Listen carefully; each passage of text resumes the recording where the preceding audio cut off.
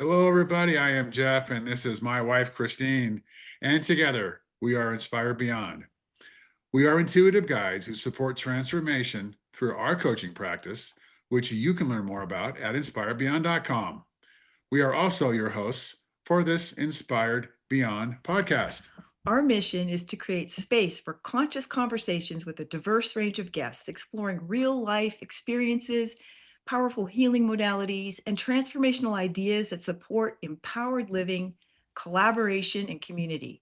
Your engagement truly shapes this podcast as we evolve together. So be sure to subscribe, like the podcasts that resonate with you, and say hello in the comments. Every connection helps us spread more inspiration. All right, let's dive in, everybody. Enjoy this next podcast. Our special guest today is Jim Oliver.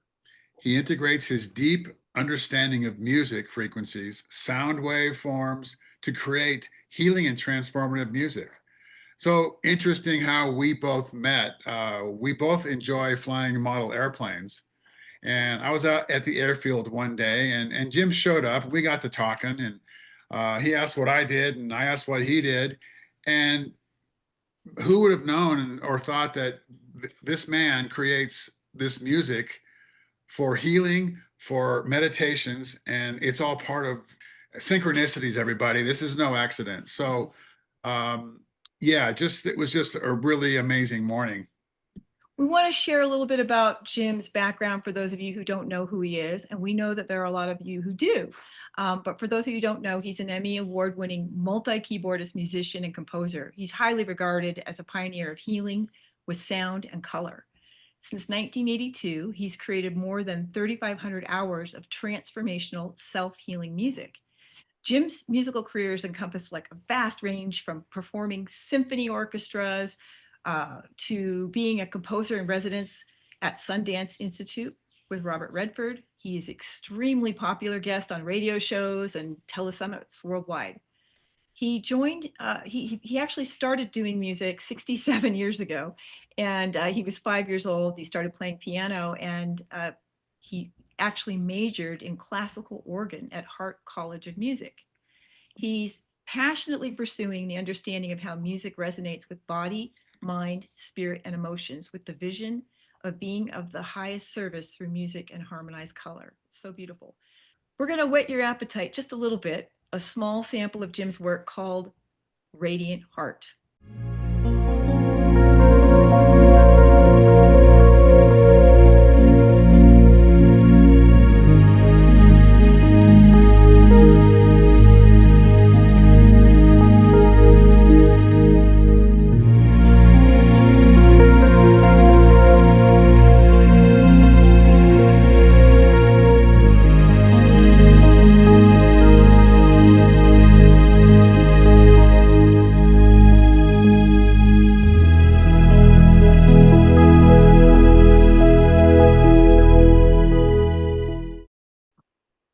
Okay, we want to get to know a little bit about your background and journey, Jim.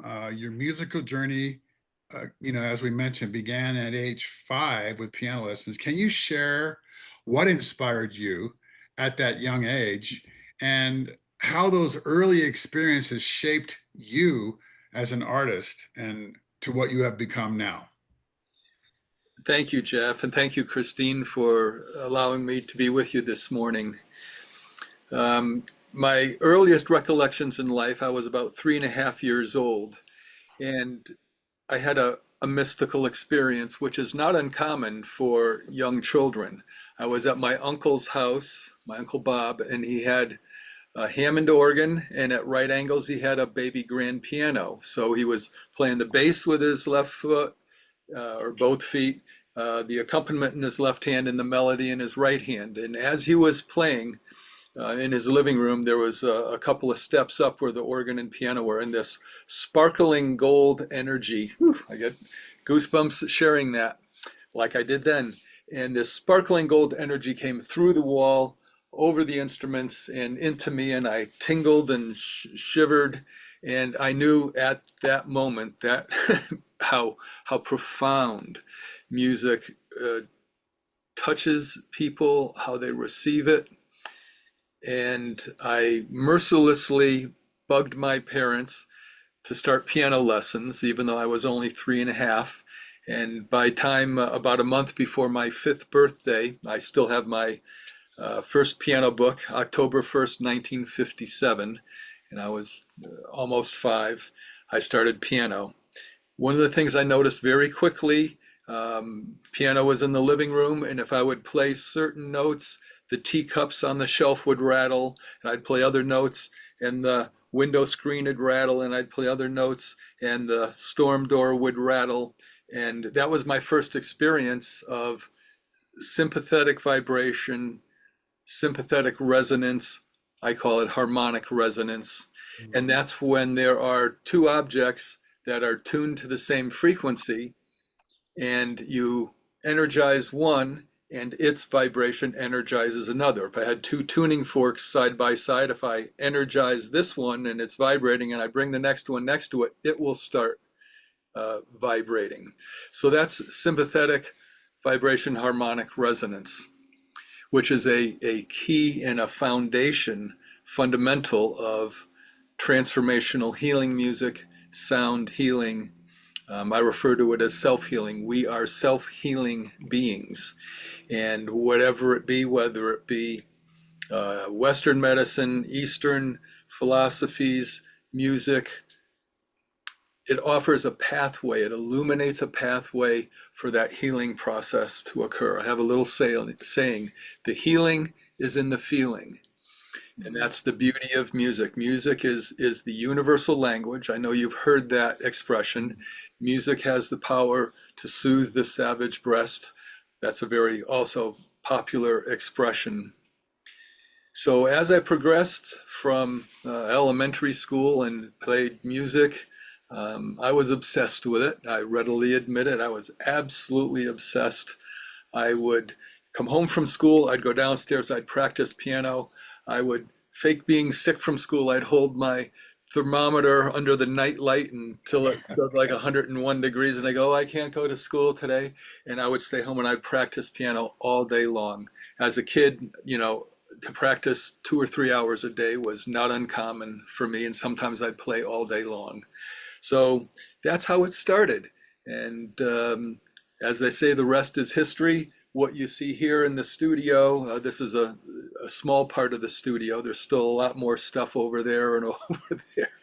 It's really like being an artist or a chef. It's what's in the pantry. It's what's on the palette that you mix your textures, your colors, your flavors. All the keyboards here have a personality reflecting the generation from which they came. And when you listen to the music, that's one thing you'll notice is that it's very orchestral, and that's one of the benefits of classical, particularly classical organ, which is referred to as the king of instruments. It's the hardest, most difficult instrument to play, both hands and both feet at Bach tempos that are just mind-numbingly fast, just unbelievable. You practice for 3 hours and you'd learn 2 or 3 measures of music. Right hand alone, left hand alone, right hand and pedal, left hand and pedal, pedal alone. You'd put it all together. But what it does for you is to play a pipe organ in a cathedral, a massive building. You get spoiled really quick. So that's and as you see the multi keyboards around, that's what led to the ergonomics of this room. So Hey, Jim. yeah. You're talking about the organ, and I've heard things about the organ before, that some of the churches and the way they were built, the older ones, the big pipe organs. yeah, in Europe and whatnot, that there's something very, very healing and powerful about the sounds that those organs make. Can you talk to that, since you've actually studied it? Yes. Well, pipe organs are analog, so they're massive. I think you did a little slideshow on the first Radiant Heart piece, and in there, I think you had a clip of me at Riverside Church, a big 5 manual organ with on both sides draw knobs, which are called stops. And the way pipe organs are built, it runs off of air pressure. So on a pipe organ, there were 5 manuals, 5 keyboards, and each note for each one of those stops is its own pipe. So when you pull out the 8-foot flute stop, that means the lowest note on the keyboard, that pipe is 8 feet tall.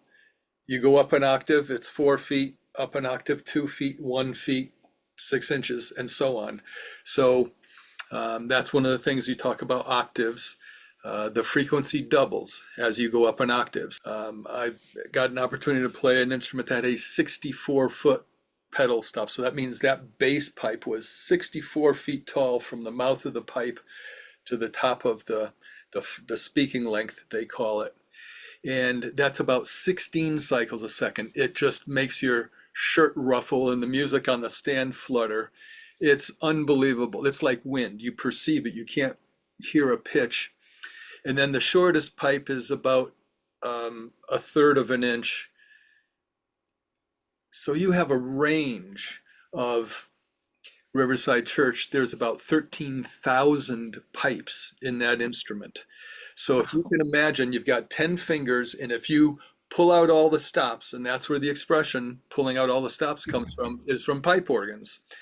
If you pull out all the stops and you're playing with all 10 fingers and both feet, you have thousands and thousands and thousands of pipes speaking. And it's an experience that you can only experience with a pipe organ in a church.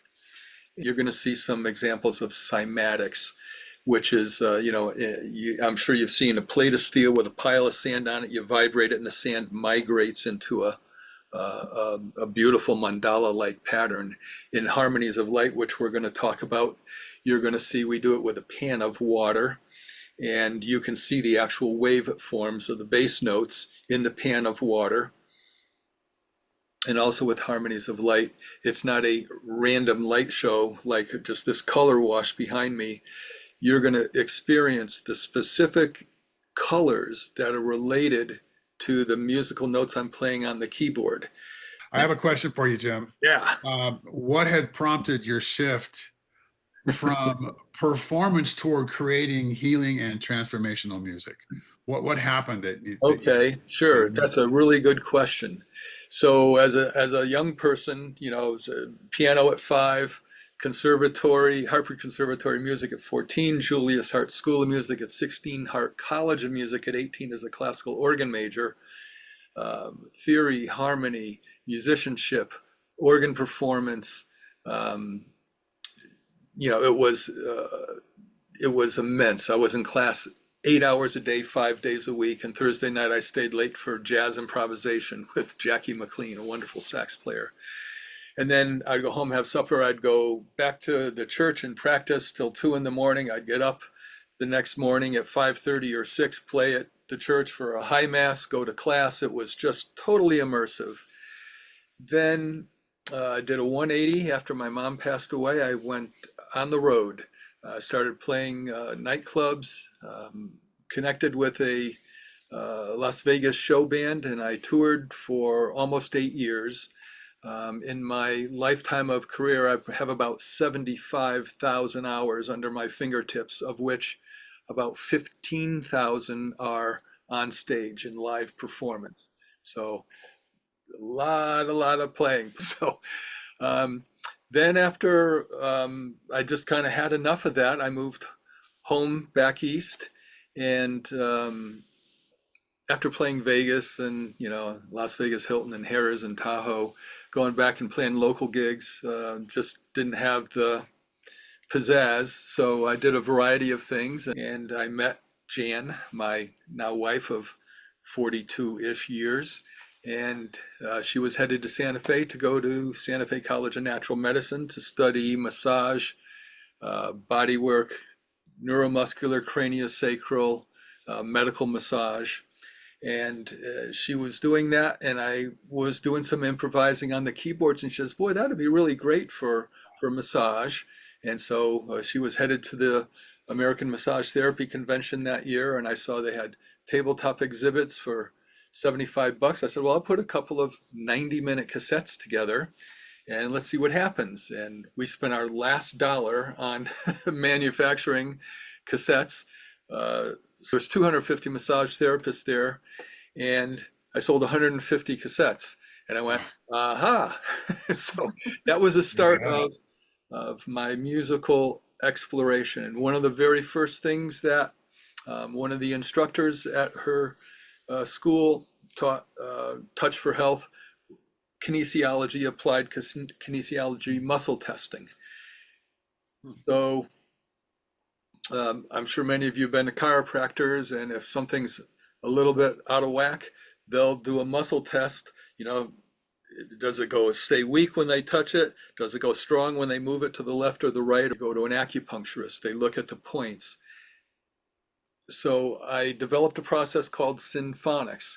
And the way that happened very innocently is one of the people I was working with needed to have a couple of root canals done. And I said, gee, remember the old days when you used to ride a two-stroke motorcycle and you'd get to the beach and your hands were so numb you couldn't even hold a glass of water? Why don't we see if we can find the frequencies that will numb the teeth? And then look at some other acupuncture points that will help stimulate the body's own natural endorphin production, pain manager, and soles of the feet. He was very sensitive to analgesic drugs, Novocaine, he just couldn't tolerate it. So I put together a tape, which later became Faces of Neptune, and he had 2 root canals done with no anesthetic. So I was like, aha. Then we did some experiments with people. One of the gals that came out had diabetes, and she brought her glucose tester, came and took a big glass of carrot juice and monitored her glucose level. And it was, started out in the, 80s, 90s, then 100, 120, 150, 180, 200, 210. Then we did the Synphonics process, testing specific frequencies and waveforms, and the waveforms as important as the frequency. And so finding the right frequency and the right waveform, then I would create a piece of music based specifically on the notes, the frequencies, which tells me what chords to play, and then the waveforms, which tells me how to orchestrate that. And so we did that. Her glucose was in the low 200s. After we did the session, it went to 110, which is right in the middle of the normal zone. No insulin, just by listening to the frequencies and the music. So that was a big aha. We did a session, we've done sessions for a variety of cancers. A fellow that had been in a coma for months, brain stem infarction, 2 of them. The doctor said, leave him in the hospital till he dies or take him home till he dies. They have nothing to offer. We had done a talk at the hospital that one of the day nurses introduced us. We did the session. He came out of a coma during the session and progressed to the point where he was able to walk with a walker. Just remarkable. It's way past profound. We've done over 1,000 sessions over a 15-year period, and people would get well. Like I say, varieties of cancers and muscular dystrophy. And the idea is restoring the communication between energy systems. Everything is energy. We are energetic systems. We have physical bodies. We have energy field bodies. We have chakras. We're multidimensional. We have aspects that, and watch children, like watch babies, especially when they're just looking off into space and you think, oh, they're just spacing out. No, they're seeing energy forms. There's a connection that over the course of our lives, we're indoctrinated to not believe that anything is there. But guess what? It is there.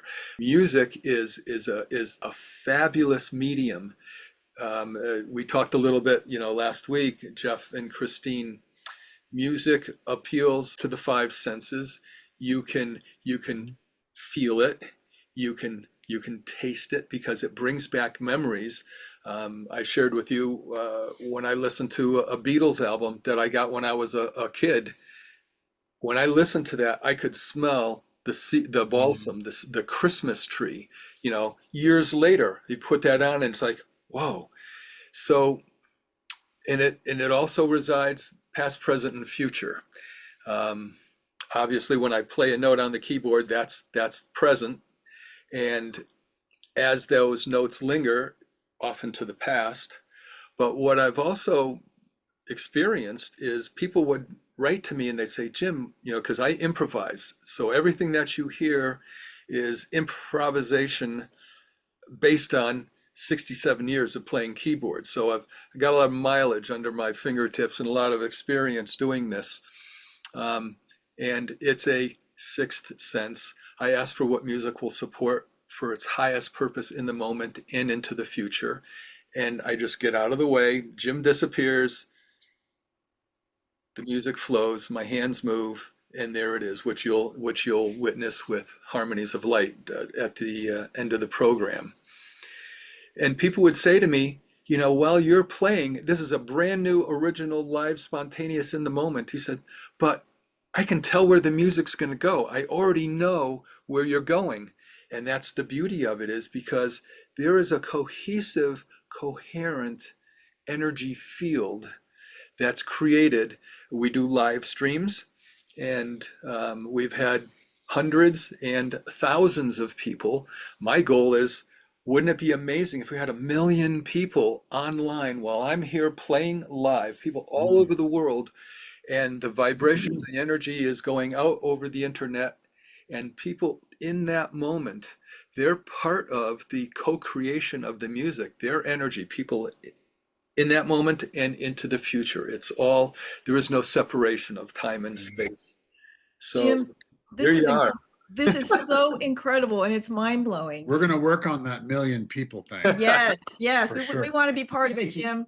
Yeah. So I have a question to really bring the audience into some insights about, because you shared something that was very profound to me when we were talking last week, that, because music is so healing, but there's a part that the listener has to play for the music to actually be healing. They have to be participating. Can you explain that a little bit? Absolutely. It's an elective process. And what I encourage people when I play is, give yourself full permission for full participation to receive. And I have a little, my little R phrase, which is relax, receive, resonate, release, rejuvenate, regenerate, and radiate. And you can add your own favorite little R's and other letters of the alphabet, but that's the whole thing: to relax and receive, be present, drink water, breathe in the music, bask and bathe in the color. And it's very curious. And, there's a thing called synesthesia, where people who hear music, they can see color. But people without synesthesia, without realizing it, once you experience Harmonies of Light, which is not a random light show, it is the mathematical, harmonic related frequencies of the notes we hear. And I just got a scientific encyclopedia. I looked at what the bandwidth of the colors are, and the color red in the 430 trillion range. You just find that, it's a bandwidth. It's not a specific frequency. It's a bandwidth. Like you look at a rainbow, it's a band of red, then orange and yellow and green and blue. So I found the center frequency of the colors, just simple math. You just add the high and the low, and you divide by 2 and you average it, and there you go. That's the center frequency of red. I did the math, and I did this way back in the 80s, and the technology wasn't available. But then, about 13, 14 years ago, it became available for me to have a system that I developed where when I play the notes on the keyboards, the mathematically related colors shine. So you experience the resonance of the music, the waveforms, and you experience the visible colors. And then I figured out a way to implement cymatics into that. And we would take a picture of, I'd play the notes that tested strong for the person. I'd put it on my oscilloscope, take a picture of it, show them the picture of that, and they would test strong without the sound playing. So all these ahas, and there's just so many of them along the way. And then it gets to, well, right at the very beginning of this, why are you here? Why are you here?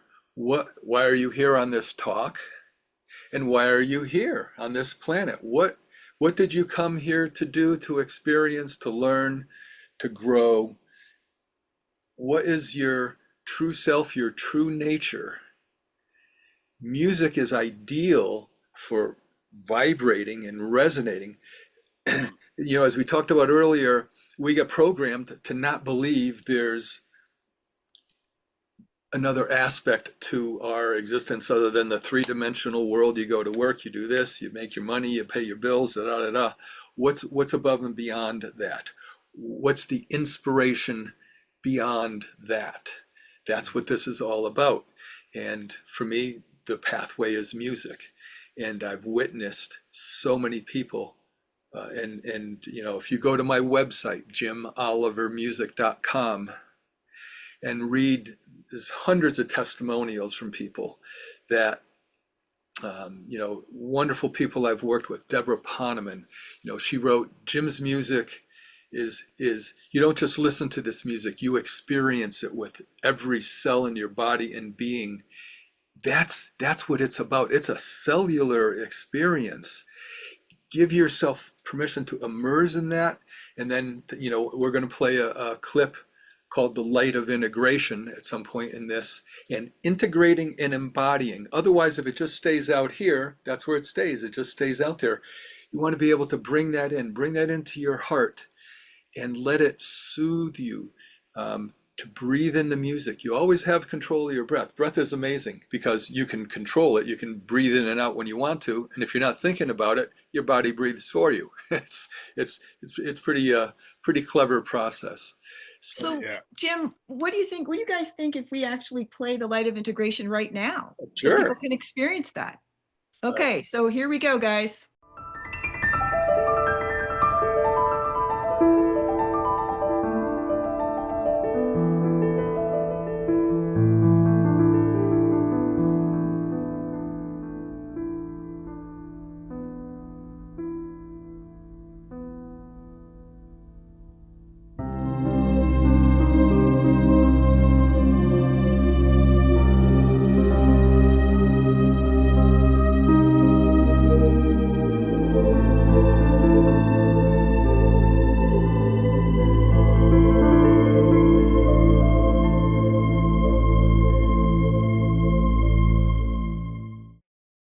I hope you guys like that.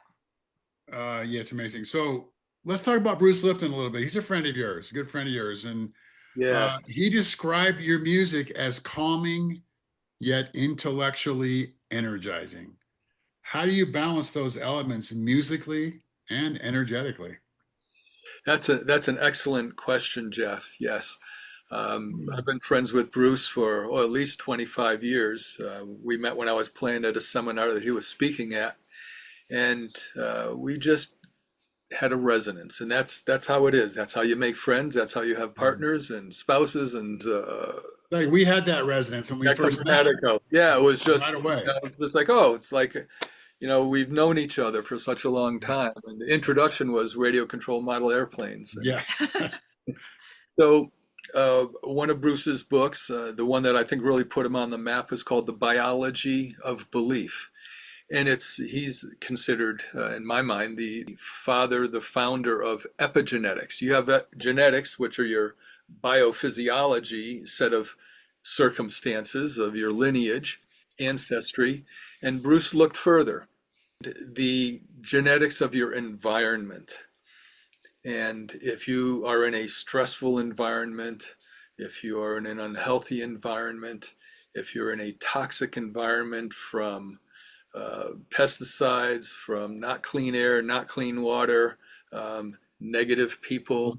You can just fill in the blanks for yourself, including how we fill ourselves with toxicity, with self-doubt, with being insecure, with not believing in ourselves. It's a long list if we want it to be. The good news is that we can make changes. We can do programs with Jeff and Christine and all the other wonderful people out there. So that's how I met Bruce, and I always wanted to do something with Bruce. And he came up to the studio. He'd already come one time before and sat on the sofa over there, and I played for about an hour, and he was in tears. And I said, Bruce, what's wrong? You know, after we kind of aired out, and he said, Bruce, what's wrong? He says, you stopped playing. I wanted you to keep playing. So he just totally melted into it. So we put together a video, which is available, called The Science of Healing Through Sound and Color. And Bruce does a beautiful, wonderful introduction, and then I do a little talk and a wonderful Harmonies of Light. And to balance the soothing, calming, you know, a lot of people talk about writer's block and how they get, the ideas aren't flowing. So what is it that keeps ideas from flowing? What is it that keeps prosperity from happening? What is it that keeps good things? What is it? There's some sort of a block, an energetic block that creates a stagnation. Energy's not flowing. You know, the chi is not flowing. You look at Chinese medicine and you look at acupuncture, and we look at acupuncture points, the meridians, the space between those points, the distance between those points. Distance is, if you have a string, a long string is a low frequency, a short string is a high frequency. So those were insights into, oh, so how can sound be used to connect the dots, to reconnect the synapses of the brain? And when you experience the music, and naturally I encourage you to get some of my music and give it your full attention. Turn off your phone, close the door, dim the lights, drink water. It's like the old computer saying, G-I-G-O, garbage in, garbage out. So the more attention you allow yourself, the more you receive. If you do it casually and you're always looking at your phone, or there's, you know, somebody at the door, that's what you receive. You receive, is it an attraction or is it a distraction? Mm-hmm. And those are real important things. Are you looking for the truth of your existence, or are you using music as an escape, as something to take you away from the essence of your life? One of the most wonderful things you can do is be in nature. Fresh air, sunlight, wear your sunscreen, drink a lot of water, experience nature, and think of the vastness of nature, the nature that is in the grass, in the ground, the critters that are there. If you swim, the fish, in the oceans, the sea life, the coral. This planet, this existence is so vast. It's incomprehensible how vast it is, and what an honor that we're here now to witness this and to witness the transformations that are going on. It absolutely, it's amazing. So one of the things with music, particularly my music, because, you know, we talked about organ, and you've got bass pedals. So, and that was one of the things that fascinated Bruce, because when I brought him in the studio, I said, hey, Bruce, you know, bass is a carrier wave for the high frequencies, and that's why I have a lot of bass in there. And it's easy for me because organ, you got your hands playing all that, but you got your feet playing the bass, so you can have both. Whereas with piano, you're going to the bass and then you're all over the place. But here it's like you've got all your orchestral textures, and then your feet play the bass. And so I put a bass wave up on the oscilloscope, and it's this big long S on its side. Then I put a high frequency, and it tracks down the center line like that. And I said, Bruce, watch this. So I put on the bass wave and the high frequency simultaneously, and the high frequency tracked along the bass wave. The Wow. bass is a carrier for the high frequency. You can set up an ELF carrier wave. There's submarines that's under the polar ice cap. They can broadcast, transmit, and the ELF carrier lets it go through the ice. And you know this for yourself. When the guy in the car next to you on the road has got his music thumping away, what do you hear? Bum, bum, bum, bum. You hear the bass, because bass, that low bass wave that we can hear 20 cycles a second, well, 700 mile an hour speed of sound, 1180 feet per second, you divide that by 20, it comes out to about 56 feet. So that bass wave is about, 50 feet long. It's really long. It takes 10 times the amplifier power to reproduce bass as it does treble. So bass travels right through the doors of the car, but the treble gets blocked. The high frequencies get blocked by the doors. So there's how bass has such tremendous power and presence.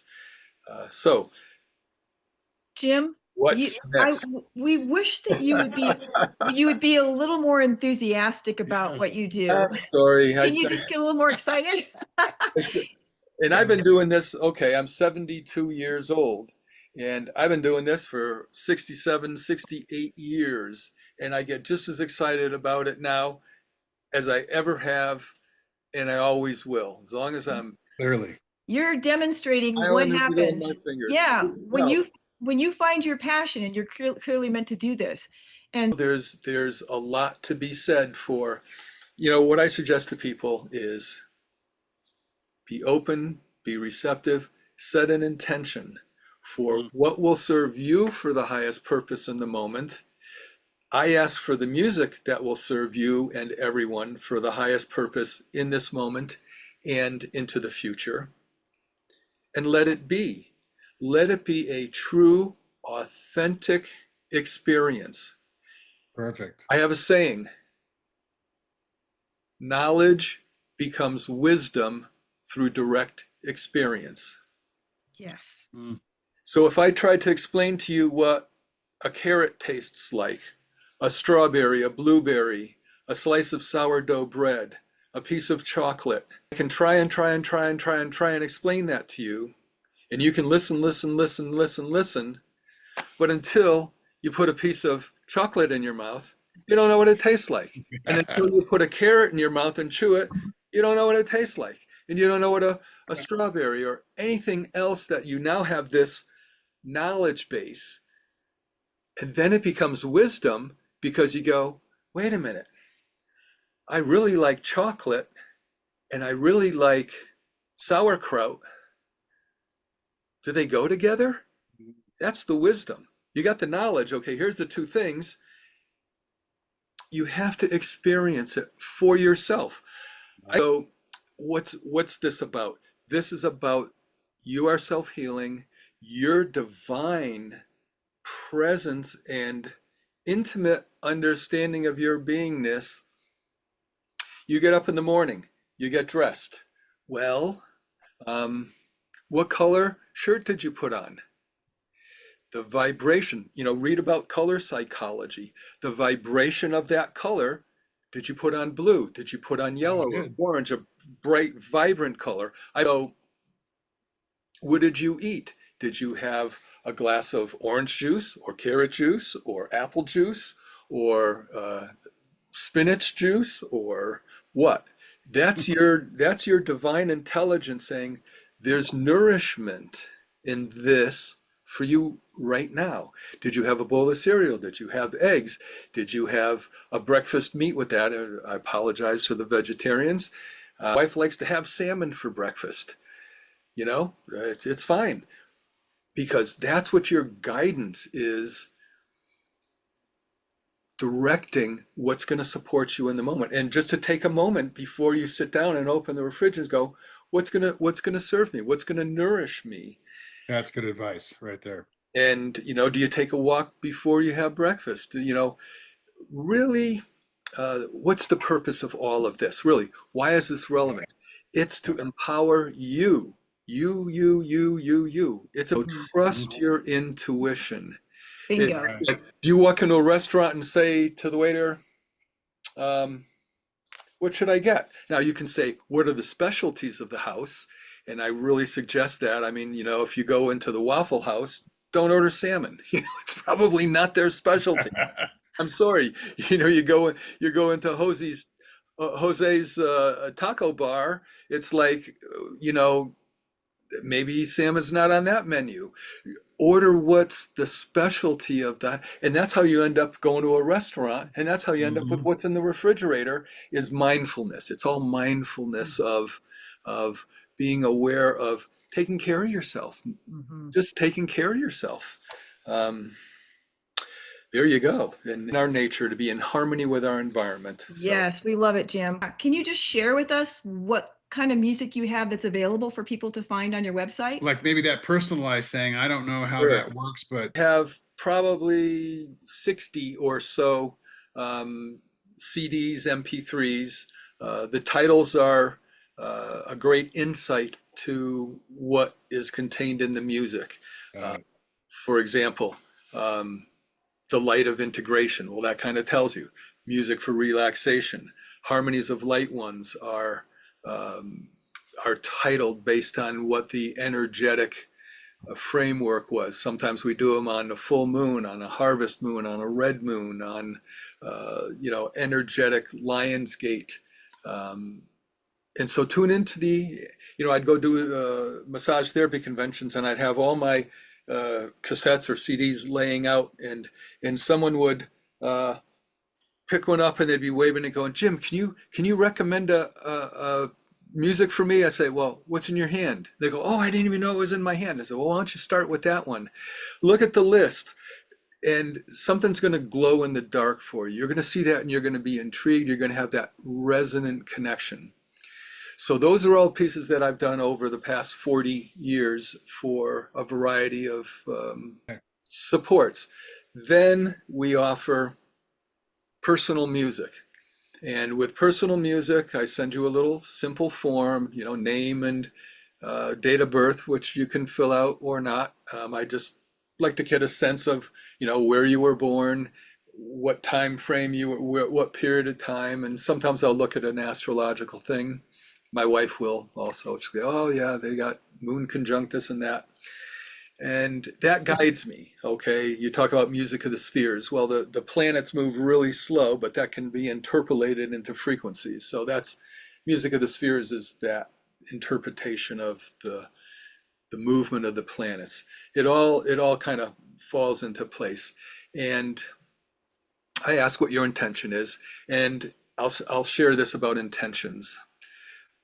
A lot of times I'll say make a mild intention or a moderate intention, because sometimes people get so obsessed with I'm making my intention, it's like, and they get so worked up about if they don't get it, they think they did something wrong, or they think there's something wrong with the music or whatever. It's like, no, it's like, this is where it's at. Be present with where it's at, and it moves. People who listen to my music, pieces that I did 40 years ago, massage therapists that are still playing it now, they say, every time I listen to it, it sounds different. Does it change? Well, you change.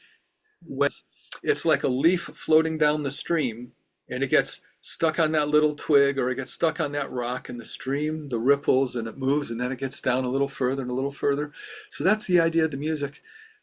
I say this all the time, and that's why it's different from spa music, which, if you want to sit there and listen to something that's very, doesn't move, it's very sustained, there's time and place for that. But what I've learned is you've got to have movement. Otherwise, you stay stuck and and and looping. That a whole saying. I used to think it was one thing after another. Then I realized it's the same thing over and over again. If you don't look at what it is that's creating that blockage, that stuckness, and be willing and allow that to move through,